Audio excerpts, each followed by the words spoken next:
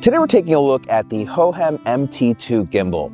Now this is a gimbal that I've had little sneak previews here and there on the channel lately, but what's special about it is the fact that it has AI tracking built into it. As you can see, I'm actually using the gimbal right now, and it is tracking me, and this has nothing to do with the camera that's on there. It has to do with an AI tracking camera that is built into the gimbal, and there is a little bit of setup involved that I'll go over later in the video.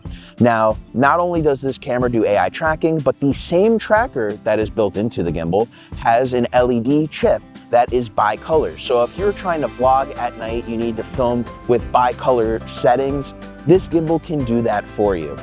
Other than that, this gimbal has most of the features all of the other gimbals have. It has an app where you can do the auto calibration from the app.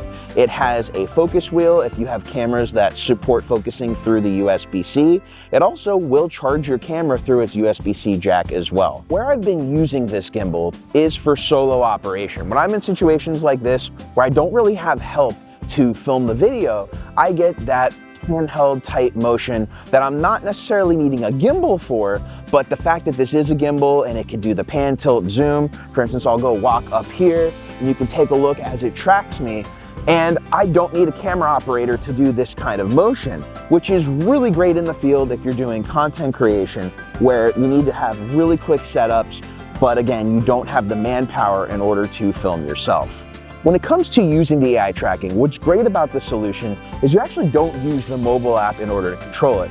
There are 3 gestures you need to know. The first gesture is going to be this symbol, which means okay, start tracking. Then you'll see a green LED pop on the actual AI tracker. As you notice, it is tracking me right here. But then the second I raise my hand up and I hit that, it actually tells the camera tracker to stop. As you see, I am not getting tracked anymore. And then if I do this, it starts to resume the tracking. Now, you are using a separate camera sensor to do the AI tracking than your actual camera itself. So there is no magic going on. It's not always going to be the actual best framing for the camera and lens you're using, but there's a solution for that as well. So you want to make sure that you actually use this symbol right here. And once you do it and you get close enough to the tracker, you'll notice that the tracker will turn green and start blinking. Now I'm just waiting for it to do that here. There we go. And as you see, I can move around and it is no longer tracking me, but it is blinking green because it's waiting for me to do the same symbol again. But you want to wait to do the same symbol again until you look at your camera screen and make sure you're where you want to be on your actual screen so the gimbal will track you from there.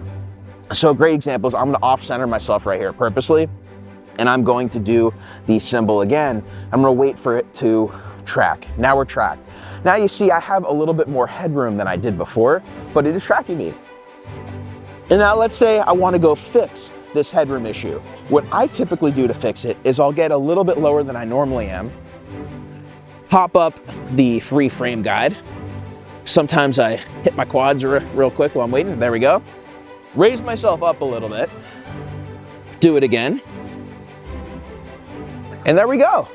Now it's tracking me with the headroom that I wanted. Now normally you would think with a camera gimbal like this, the price would probably be too good to be true. And actually, this camera gimbal is really affordable. I'll put the price on the screen right here. So not only is it affordable, but it's really one of the only camera gimbals that's offering this kind of technology right now. Now, let's talk about build quality of the gimbal.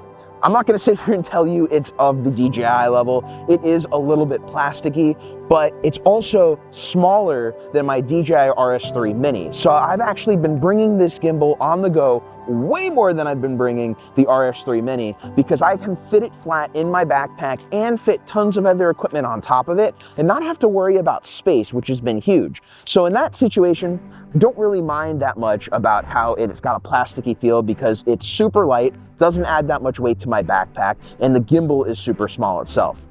It also has an interesting quick release system. It has its own plate that you put onto the quick release plate, and then the quick release plate has 2 slots on it, one for filming normal horizontal video, but the other so you can film a vertical video. Now when I pack this gimbal away, I actually take the quick release plate off, and that makes the gimbal a little bit smaller, and it's also what I think really lets me pack it away very easily.